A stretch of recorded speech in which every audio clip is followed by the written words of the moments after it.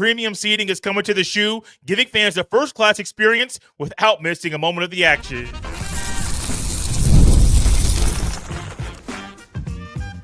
You are Locked On Buckeyes, your daily podcast on the Ohio State Buckeyes. Part of the Locked On Podcast Network, your team every day. Welcome in, Buckeye fans, to your Hump Day edition of Locked On Buckeyes, which is your daily Ohio State podcast, part of the Locked On Podcast Network, your team every day. I'm your host, Jay Stevens, veteran sports talk host, delivering passionate coverage about your Buckeyes, and today's episode is brought to you by FanDuel. Right now, new customers can get $200 in bonus bets when your first $5 bet wins. During today's show, we will discuss some realistic changes Ross Bjork might make to the Shoe, as well as if Ohio Stadium should have a grass field or a turf field. But first, premium seating is coming in 2026, and I can't be more excited about this addition to Ohio Stadium. This is a big moment for Ross Bjork as he is early in his tenure as director of athletics at Ohio State, and he is already making a splash.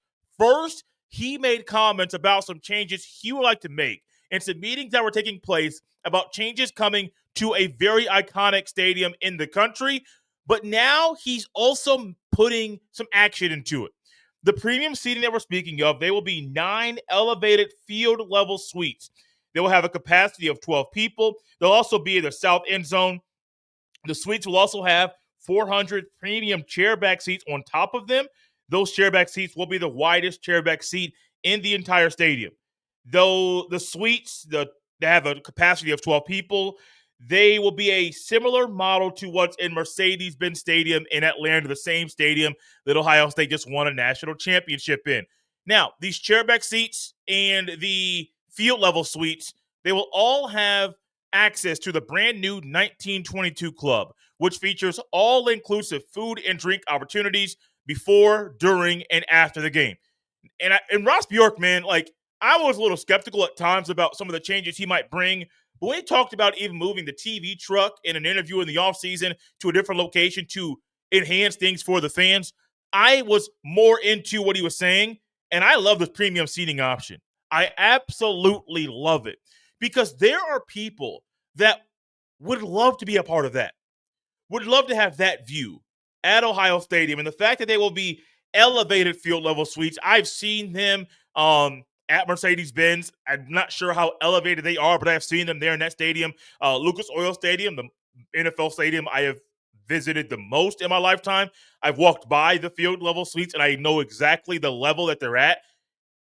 Getting them elevated is needed because if they weren't elevated, it would be an issue because you would not be able to get a clear view as well as you would want because there's media members walking back and forth, and there will be people that are covering the game, possibly standing right in front of you. There are people that are members of the media, photographers and videographers that are there in the back of the end zone, and you want that bad boy elevated. So I love this. I love the aspect of, one, having something that's very, very exclusive. It's in a section of the stadium that people have really been wanting something done to, where I've seen things on the social media, especially on Twitter, where people are saying, well, do something here in this part of the stadium, or in the south end zone, do X, Y, or Z. Well, they're doing it. Now, you're also some of you may be wondering where the band is going to go, because that south end zone is where the band had been seated from after the renovations in 2001 until, the 2025 season. They will be going to the north end zone, and I'm not mad about it at all. At TBDBITL on Twitter. I paused when I was reading that on my screen. You can go to the Twitter page for the Ohio State Marching Band, and they put a clip up, a video of where their new seats are going to be. They're highlighted in red, so you can get a visual for where they're going to be. I love it, man. I mean, Ohio Stadium is very, very, very iconic. And being able to add not just a premium option, but a premium option that's not just a seat, but there's food involved, and that's before, during, and after the game. Think about all of the businesses around town that will want to take a client out to an Ohio State game Ohio State versus Penn State. You in your favorite business that you go buy things from, and they want to have a meeting with a client or even just a company wide event. Take 5 of you, raffle off the tickets, and you guys get to go, or take 12 of you, doesn't matter, fill the whole thing up. You guys get to go to the shoe in a very exclusive part of the stadium to watch Ohio State versus Penn State. Who's going to say no to that? And also, there may be some of you that are maybe wondering, man, how can I get a part of this? How can I put my name in to try to secure one of these seats? And I'm trying to pull this up on my computer right now to try to get the exact numbers for you. Deposits for the 400 premium chairback seats priced at $6,000 for a season are now being accepted.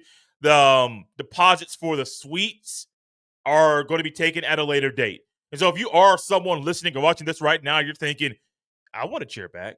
I like the south end zone. I like that view. I want to have a little premium option and be able to have a different meal during the game and maybe even after the game. This is for you. I am all for it. And this is something that I think more college football teams might do down the road. It's a very NFL type of thing. Now, there are different stadiums around the country. I'm sure I've not visited that many of them to know which ones have food in game in various sections that are not hot dogs and hamburgers and brats and things of that nature, but more of the premium food you may get at a club level. I'm sure there are those options around the country at various stadiums. I'm sure they are. But bringing it to Ohio Stadium, it's just going to continue to elevate what's currently happening.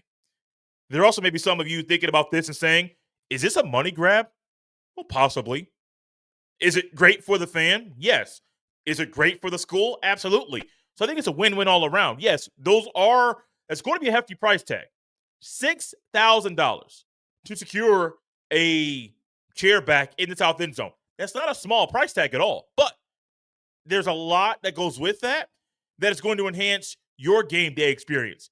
So I don't really mind the heftier price tag or the option for some fans to be able to sit there because there's a price to pay. If you want to be there, if you want to elevate yourself and elevate your game and elevate your game day experience, it might cost a little bit of money.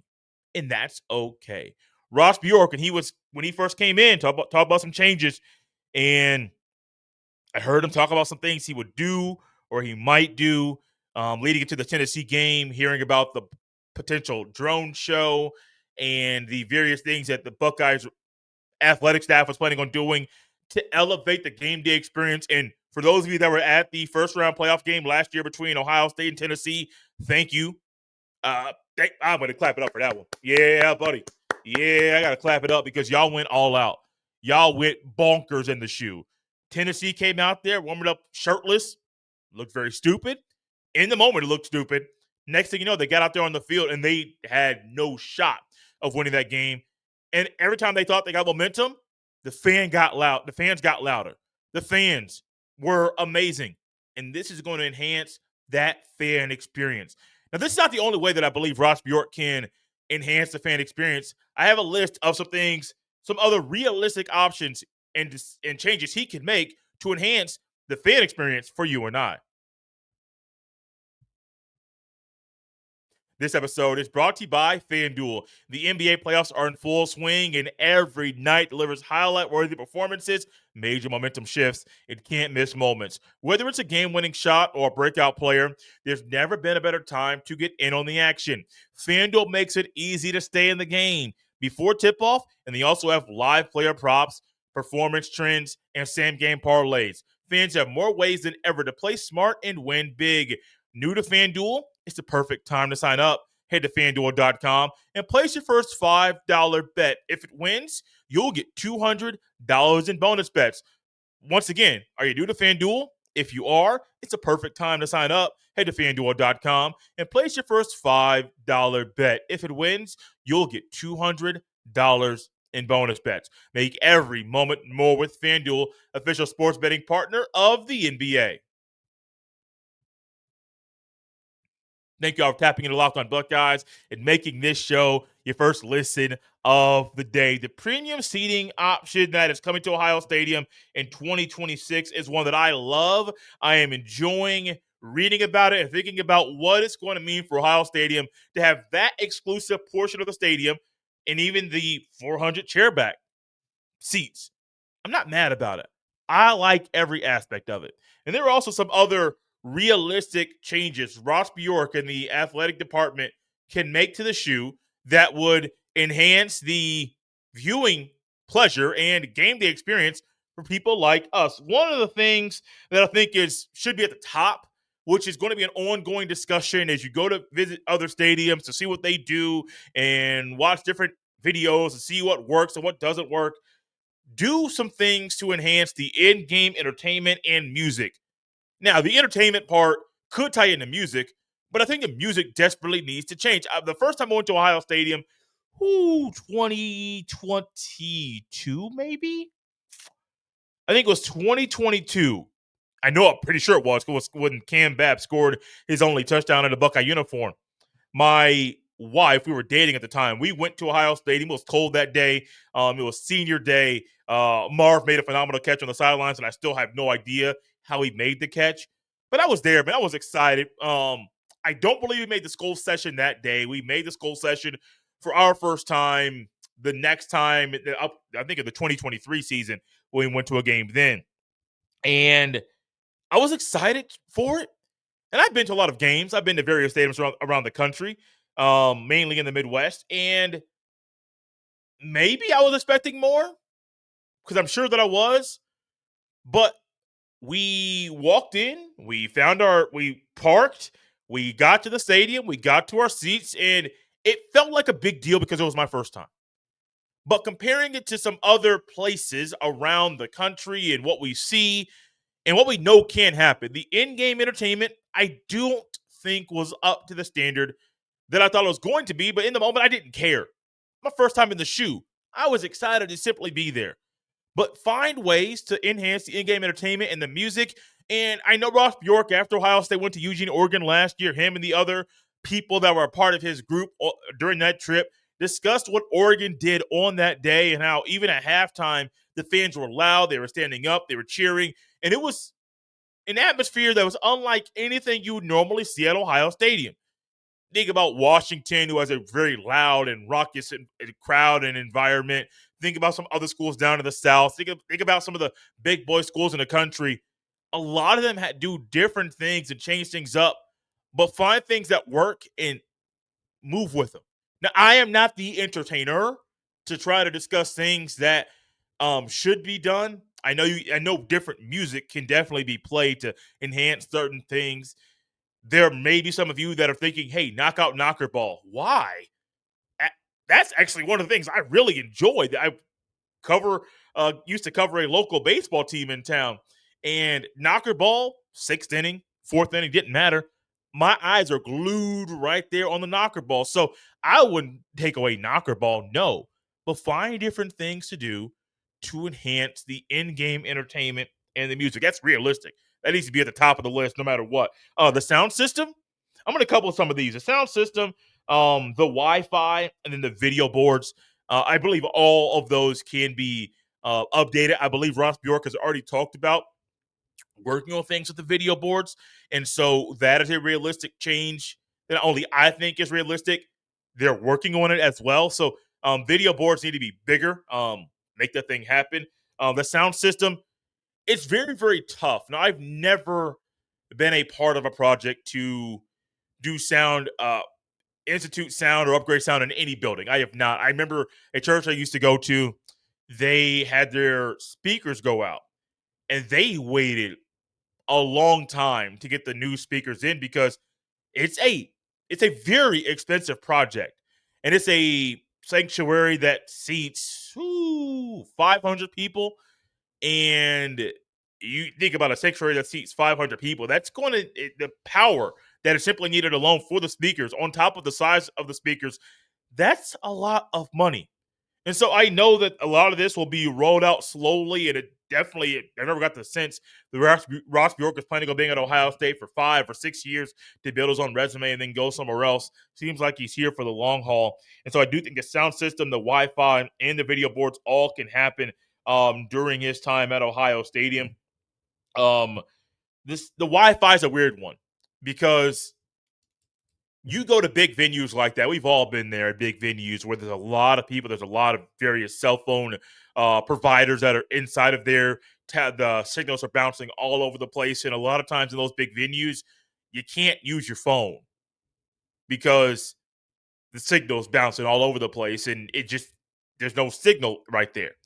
And so for this moment, I think the Wi-Fi is a big one. But that's also another expensive project. I mean, think about right now, some of you may have a pretty reasonably priced Wi-Fi or internet cost for your home. And some of you may run a business and you know the cost of the internet bill for your business. Think about what it might be to put Wi-Fi in an outdoor stadium that seats over 100,000 people. Let that sink in for you. Because if all of these things I believe are realistic, it's also going to take millions of dollars to put this stuff into place. So while I say it's realistic, that's not my way of saying, oh, it's a walk in the park. Y'all got the money. It's Ohio Stadium. You definitely have the money. Go ahead and spend it. I'm not doing it. I actually believe Ohio State lost money the last fiscal year on the athletic department. So I'm not going to sit up here and say that, oh, I got the money. No, I know that stuff costs money, but you also have to raise money and find ways to consistently bring more money into the athletic department. Then it's the premium seating. Aside from the way for them to make more money, I think that's a great addition to the shoe anyway. That's going to keep the historic feel to the stadium while modernizing it at the same time. Another one's experience or a fan zone, experience zone or a fan zone that's outside of the stadium, or maybe a kid zone that you might be able to do during the game. And I know as parents, I am one. At that time, my son's able to go to games, and we take him to games. Or he can go now. We just don't take him just because he's not going to sit still at all. It would be a little bit difficult if he wanted to go out during the second quarter and go to the kids zone and he didn't want to leave till the end of the game when we're there to watch the game. So I get like the kid zone or the fun zone and things like that. But what if it's set up before the game, after the game, and it's big? It's a big, massive deal. I think that can happen too. The last thing on my list is actually not on my notebook. It's in my head. Actually, no, it's in my notebook at the top portion of it. Selling the naming rights to Ohio Stadium. Ross Bjork has already mentioned that being a possibility, and I got it. And I get why he's doing it. And that's one where maybe 5 years ago or 2 years ago, I would have said, no, keep it Ohio Stadium. Don't change it, not at all. And then I started to realize, you think about the NFL stadiums, SoFi Stadium, Mercedes-Benz, Lucas Oil Stadium, Heinz Field. What are these NFL stadiums named after? They sell the naming rights. For me, it's always been Lucas Oil Stadium. Well, Lucas Oil bought the naming rights to the stadium. And so it almost makes so much sense to have Finish Line or fill in the blank business out there. AT&T Stadium is literally the name of the Dallas Cowboys Stadium. And so I know college football is exclusive and it's a little bit different than the NFL. Not mad about how different it is, but I think this is something you're going to see at Ohio State and other big-time schools around the country very, very soon. Ohio State's already sold the naming rights to the field, and nobody batted an eye. Nobody complained. It's Safe Flight Field. Now, what if it was something Ohio Stadium? Finish Line. Ohio. I don't know the way to get it out there at the top of my head to say, like, Finish Line. I don't know why Finish Line's on my head right now. I'm thinking about shoes, baby. My son just got some shoes in from the Amazon. So Amazon, maybe, UPS, FedEx. You can find a way to sell the naming rights to Ohio Stadium to make more money that'll also help you fund some of these various projects that also help with the rev share that pretty soon we all believe that the court will allow schools to share revenue with the athletes. And while there's a mark and a cap on how much money Ohio State can share with the athletes, it's also another reason why Ross Bjork is looking to make more money. I mean, you're in the business to make money, and why not make more money in a very realistic way that's not going to hurt? Well, it's going to hurt somebody's feelings, but any decision you make might hurt someone's feelings. The next topic of the day might actually hurt somebody's feelings because I'm curious your thoughts. Leave them in the YouTube comment section about what type of surface the Buckeyes should play on in Ohio stadiums in the fall.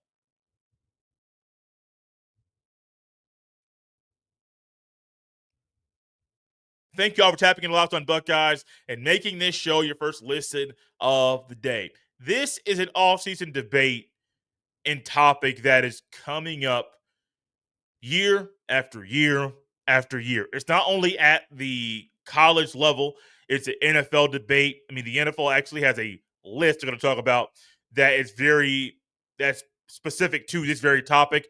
I even talked to a high school football player a year ago that discussed this very topic in a conversation that I didn't even bring up.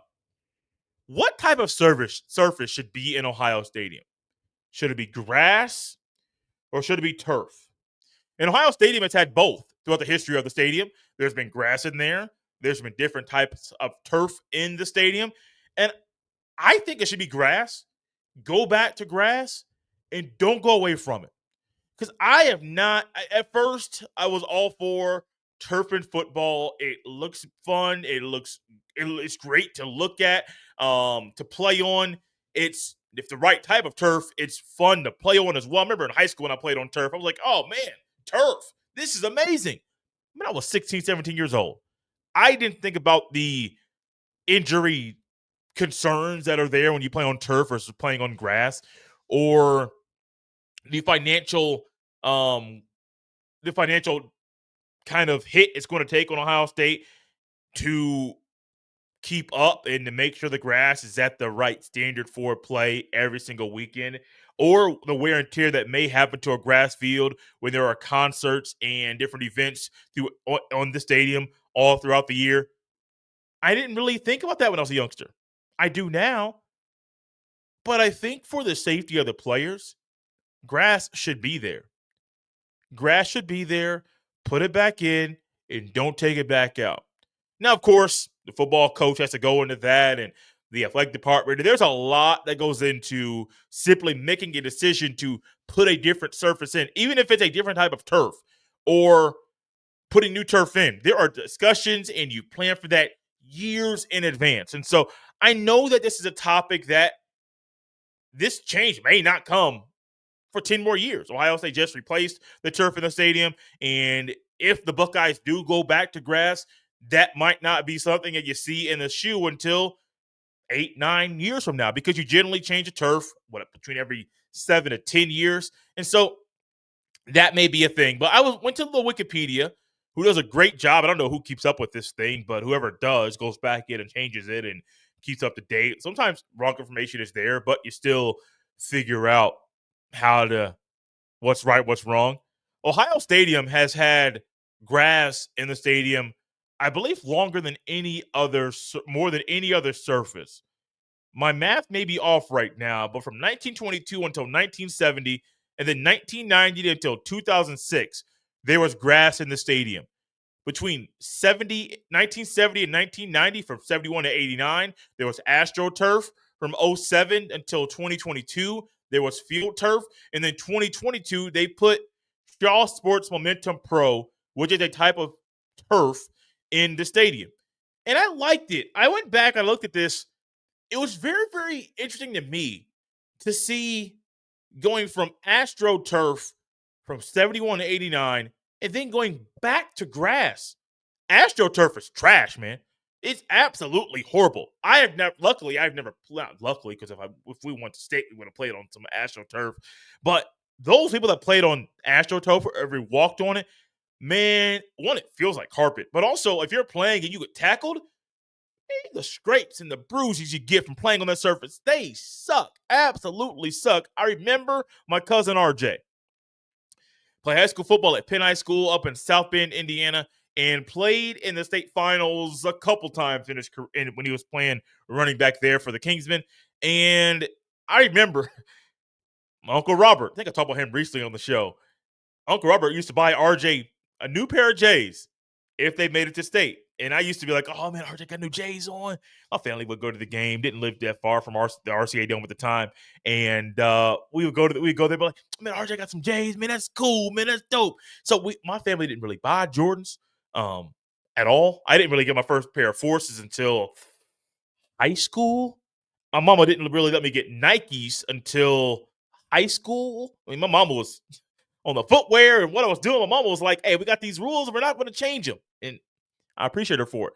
But RJ got some J's because going from playing it on grass every single week in high school and then all of a sudden playing on the RCA Dome and the AstroTurf, your cleats can't go on that surface. No, not at all. You're not going to use cleats there. And so instead of buying him AstroTurf cleats, he got some J's. Something he was going to wear multiple times, and it wasn't just a one-hit wonder. It was, no, I want to hit him on this field and then hit him on the pavement after the game as well. And I was here for it. I think for the safety of the players and safety of athletes all over the place, grass should be in football stadiums all across the country. I know what it means for an athlete to play on turf. I have seen locally there are turf fields at 3 of the 5 high schools I cover locally. One of the grass fields is not the best grass field, and people locally talk about that. And another one is very, very good. I know a lot of people, when it talks about grass up north, you think about the cost to keep up with the grass and to maintain it. I'm going to discuss some few stadiums in the Midwest that have grass fields that are at tip-top shape all the time. Heinz Field, Steelers. I don't know the name of where the Steelers play. I don't believe it's Heinz Field anymore. But they play on grass. The Patriots, they play on grass as well. The Purdue Boilermakers, a Midwest school, they play on grass. And I think the Purdue one's interesting because when you go away from the NFL, and there's numerous NFL teams in the Midwest or the northern portion of the country that play on grass. So when you go to a collegiate school that plays on grass, your budget. Now, Purdue's budget isn't even at Ohio State's budget. So it's not even like you're not even comparing comparable budgets. You're simply saying another Big Ten school in the Midwest has grass, and every time you look at Purdue's field, you don't think they don't take great care of their grass. And it's not a great place for you to play the football. You're sitting here thinking, man, that's a great field. And I do get a little nostalgic at times because not only when I was growing up playing football, but also when I was watching football most of my life, grass stains mean something. Seeing grass stains, seeing dirt, seeing the mud fly up, especially when it's raining outside or it's a little muddy before the game due to the rain from the night before. I love that stuff. I really enjoy it. It does something to my eye and to my fandom that makes me really, really excited. Turf looks great on TV. It's not the safest surface to play on. So if I'm Ross Bjork thinking about some other realistic changes, maybe this is a change that comes in between 2030 and 2032 where Ohio State takes the turf out, puts the grass back in. It wouldn't be the first time in Ohio Stadium history they have taken grass out at one point and then put grass back in. Remember, 1922 until 1970, there was a grass surface. From 1971 until 1989, there was AstroTurf. And then in 1990, it went back to grass from 1990 until 2006. And then turf came back in 07, and it's been there ever since. Repeat history. We all know history repeats itself, and I think this is a great time for history to repeat itself, to take the turf out, to put grass back in for the safety of the players. Thank you all for tapping in Locked On Buckeyes and making this show your first listen of the day. For your second listen, check out the portal because my guy Brian Smith has the latest rumors, portal entries, and signings. Be the most informed fan on the rapid changes to the college football landscape. Find the portal on the YouTube or wherever you listen to podcasts. You can follow me on any social media platform at jstevens07. Send every email to jstevens317 at gmail.com. This has been Locked On Buckeyes right here on a hump day. We'll see you next time.